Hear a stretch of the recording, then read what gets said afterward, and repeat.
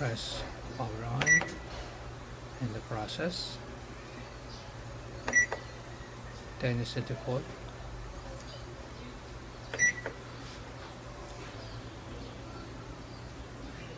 Default wash is 10. Set your preferred wash. Next is rinse.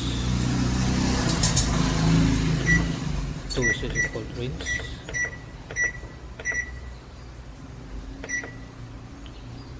Next is spin. Choose your preferred.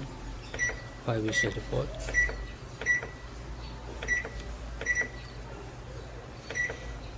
Press process again. Reset.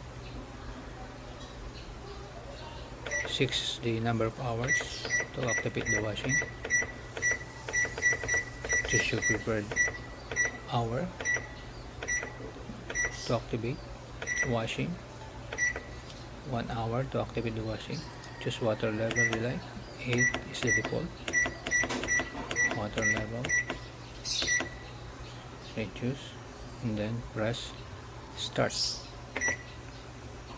And the countdown will start after 1 minute. So the washing machine will activate the washing that you set after 1 minute.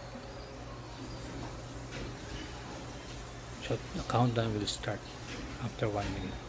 So the machine will wash in 1 hour after 1 hour countdown.